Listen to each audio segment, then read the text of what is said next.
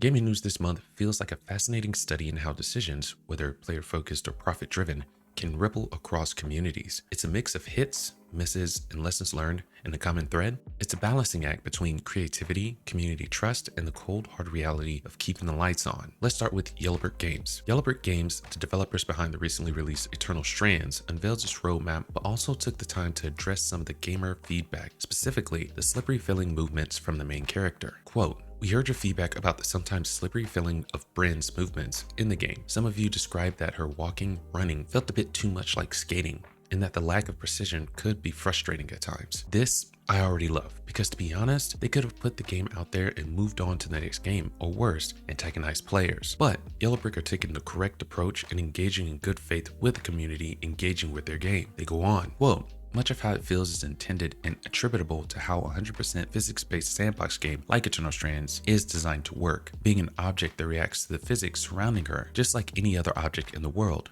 means that her weight and inertia have an impact on her movement." So this was their vision for the character's movement, creating something where her presence made more of an impact in the world, like you or I in the real world, where outside and inside variables determine how we move throughout our daily lives. Interesting way to develop your game. It's not good or bad, but I like where their heads are creatively. But here's where Yellowbrick absolutely sticks to landing and gets 10s across the board. Quote, "Based on your feedback, we did take a closer look at what we could change that might have an impact on movement precision." So he goes on to say that they have made changes to her minimal acceleration and made her direction changes snappier. Now, this should be packaged and displayed around every studio, in every mission statement, and on pamphlets included in every new hire package. Don't attack customers, engage with them in a meaningful way, and if there's a way to improve their experience, then it makes sense to do so. High marks for this new studio's first game.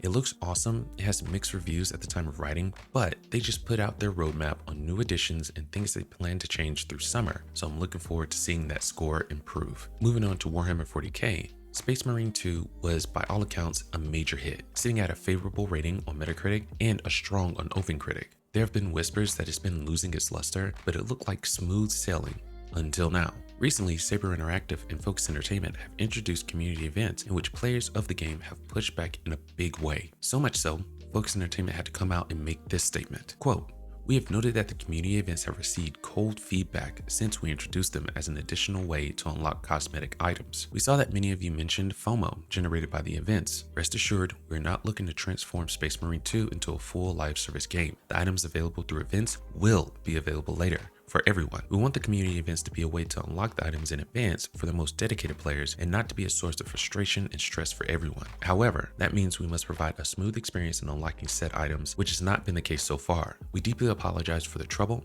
and are currently working on a simplified process to unlock the items to make the experience less constraining." Again, this is the precise way to handle this kind of thing. Reassure your audience and make the necessary changes to keep them plugged into the game. Live service has a nasty stink to it, since it usually means any and all ways to empty the pockets of the fans. I'm glad they came out and clarified their path forward, because from the sounds of it, this could have crippled its success in a major way. Now, up until this point, there have been a lot of winners in this race to get your own reoccurring revenue game, where studios can just sit back and let the money roll in from one game. Either they were at the tip of the spear of this concept, or maybe they just had the special sauce and it was an undeniable hit. I'm of course talking about live service games, and in this race for companies to find their own, there have also been major losers. WB is one of those companies that abandoned a working strategy to pursue the massive gamble. After a $200 million flop provided by Suicide Squad, Kill the Justice League, or simply KTJL, the news coming out of WB is one of tragedy and one of hope. The tragic story are the several studios that they have recently shuttered. Monolith Productions, the creators of the critically acclaimed Shadow of Mordor that still has a mighty rating on OpenCritic, and the sequel was the best-selling game of its release month.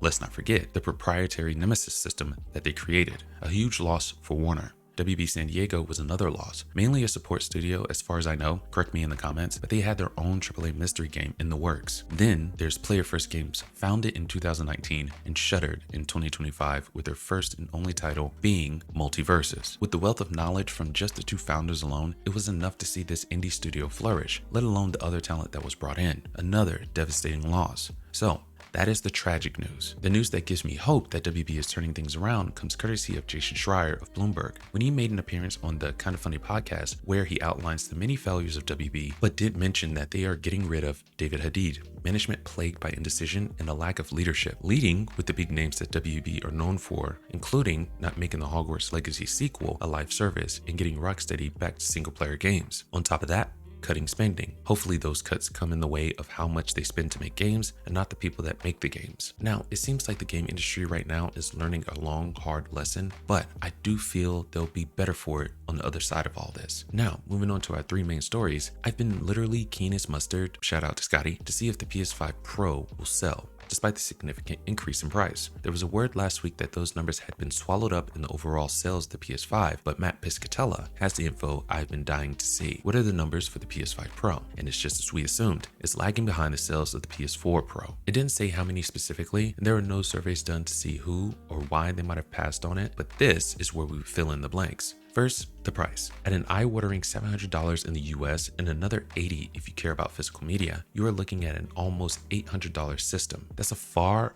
cry from the $100 increase that the PS4 Pro sold at, and it was still only $400 at launch, this drive included. Second, the new tech, namely the PSSR upscaling, has been spotty, although you have the true believers out there ready to jump to its defense. When you're paying that much for a machine, you expect it to work as advertised. Also, it gives studios an extra hoop to jump through when developing for that particular system. This outcome was somewhat expected. In this day and age when everything is more expensive, gaming is looking more like a luxury than a hobby, and the need to see the arrow pointing up is stronger than ever. But, question for the audience, what were your reasons for getting the PS5 Pro? And if you passed it up, why? Now, we talked about the expected. Now let's get into the unexpected. We all heard about The Last of Us live service game that was scrapped. Well, a certain PlayStation exec, no, not that one, Shuhei Yoshida, gives the inside baseball on why it was canceled. He answers in an interview with Sacred Symbols. I'll let you hear it in his own words. Quote, "The idea for The Last of Us Online came from Naughty Dog and they really wanted to make it," he explained. But Bungie explained to them what it takes to make live service games, and Naughty Dog realized, oops, we can't do that. If we do it, we can't make Intergalactic the heretic prophet. So that was a lack of foresight. From my experience, when studios see the company has a big initiative, it's not like Herman Hulst is telling teams they need to make live service games. It's likely mutual. So in this particular case, it seems that it was Naughty Dog's call to cancel the live service. Were you one of the ones looking forward to this game? If so, leave why or why not in the comments. And last but not leastly, apparently everyone and their mom knew about this one since last year. But just in case you're out of the loop, supposedly Valve has some new hardware ready to hit the market soon. According to the content creator Gabe Follower, quote, "Several people have confirmed that Valve is aiming to release new standalone wireless VR headset codenamed Deckard by the end of 2025. The current price for the full bundle is set to be $1,200, including some in-house games or demos that are already done. Valve want to give the user the best possible experience without cutting any costs. Even at the current price, it will be sold at a loss. A few months ago, we saw leaked models of controllers, codenamed Roy, in the Steam VR update. It will be using the same Steam OS from Steam Deck, but adapted for virtual reality. One of the core features is the ability to play flat screen games that are already playable on Steam Deck, but in VR on a big screen without a PC. The first behind closed doors presentations could start soon." And this from product designer Greg Kuhner, quote, "I can definitely say that we are continuing to develop VR headsets recently. Valve has a lot of expertise in VR devices and has faith in the medium and VR games. We hope to remain open on PC platforms rather than having VR games exclusively on a certain platform. While adhering to this belief, we are continuing development." It's pretty steep considering you can pick up a MetaQuest 3 for half that. We'll have to see exactly what this thing can do and if the price tag lines up with its offering. Will you be picking this up when it hits markets? Leave your answer in the comments. So what's the common thread here? It's the high stakes decision making that defines the gaming industry today. Studios like Yellow Brick Games and Saber Interactive show how listening to your audience can strengthen trust and longevity. Meanwhile, companies like Sony and WB are grappling with how to balance innovation, creativity, and profitability in a landscape where players are more discerning and budgets are more stretched than ever. Whether it's a promising roadmap or a course correction, the industry is at a crossroads. Will the future of gaming be shaped by player-first decisions or bottom-line pressures? That remains to be seen, but one thing's for sure, trust and transparency will define the winners. Anyway, leave your thoughts about this and all the topics that we covered in the comments. Leave a like if you enjoyed the video, and don't forget to subscribe. We'll see you next time, but until then, keep it casual. Peace.